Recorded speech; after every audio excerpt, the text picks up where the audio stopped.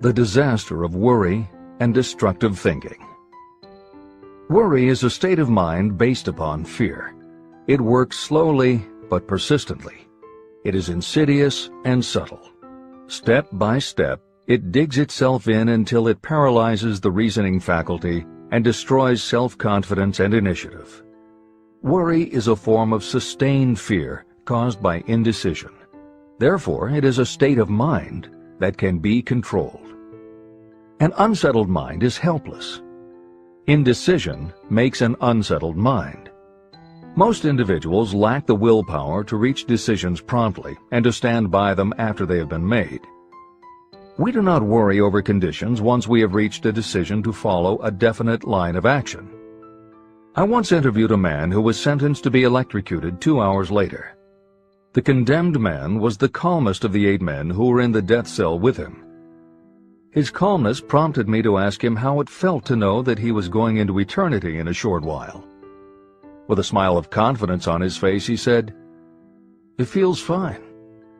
Just think, brother, my troubles will soon be over.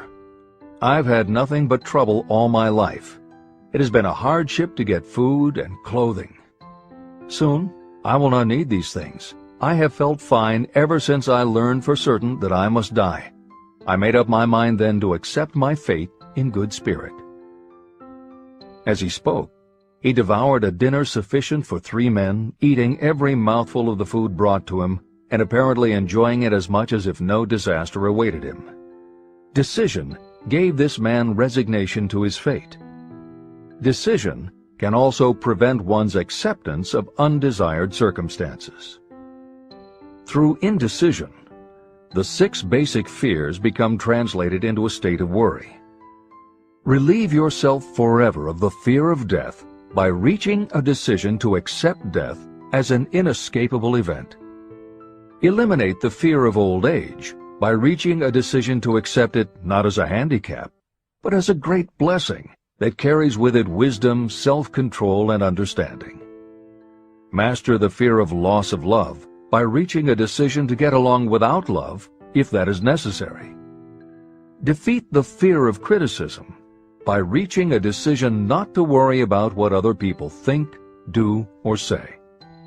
Overcome the fear of ill health by the decision to forget symptoms, and whip the fear of poverty by reaching a decision to get along with whatever wealth you can accumulate without worry. Kill the habit of worry in all its forms by reaching a general blanket decision that nothing life has to offer is worth the price of worry. With this decision will come poise, peace of mind, and calmness of thought, which will bring happiness. If your mind is filled with fear, you not only destroy your own chances of intelligent action, but you transmit these destructive vibrations to the minds of all who come into contact with you, and you destroy their chances too. Even a dog or a horse knows when its master lacks courage. It will pick up the vibrations of fear given off by its master and behave accordingly. The vibrations of fear pass from one mind to another just as quickly and as surely as the sound of the human voice passes from the broadcasting station to a radio receiver. The person who constantly speaks of negative or destructive thoughts is practically certain to experience the results of those words in the form of destructive feedback. But even negative thoughts without words will come back to you. The release of destructive thought impulses alone also produces feedback in more ways than one. First, and perhaps most important to be remembered, the person who releases thoughts of a destructive nature must suffer damage through the breaking down of creative imagination. Secondly, the presence in the mind of any destructive emotion develops a negative personality, which repels people and often converts them into antagonists.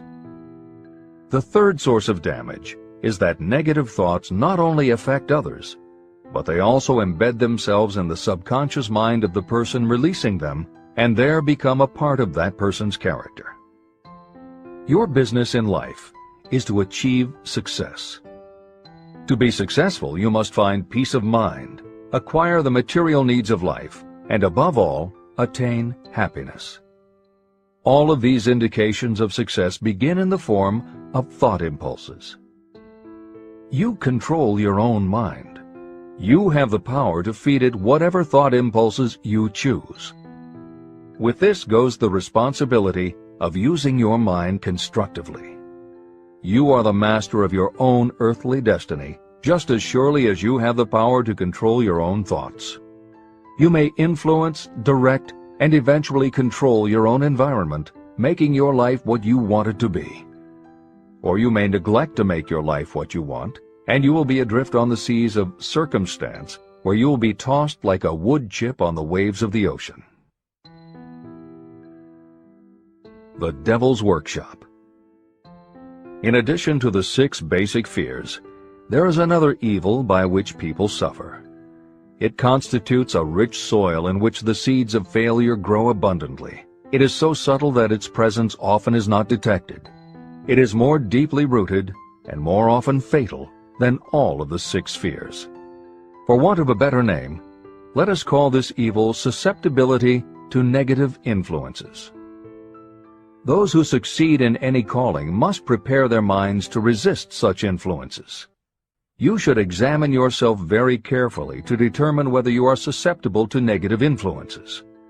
If you neglect this self-analysis, you will give up your right to attain the object of your desires. Make your analysis searching. Be tough on yourself. Go at the task as carefully as you would if you were searching for any other enemy you knew was waiting to ambush you. You must deal with your own faults as you would with a real and serious enemy. You can easily protect yourself against real enemies because there are laws, police, and courts to deal with them. But this 7th basic evil is more difficult to master because it strikes when you are not aware of its presence, when you are asleep and while you are awake. Moreover, its weapon is intangible because it consists of merely a state of mind. Negative influences are also dangerous because they come in so many different forms. Sometimes they enter the mind through the well-meant words of your friends and relatives. At other times they come from within, through your own mental attitude. Always, it is as deadly as poison, even though it may not kill as quickly.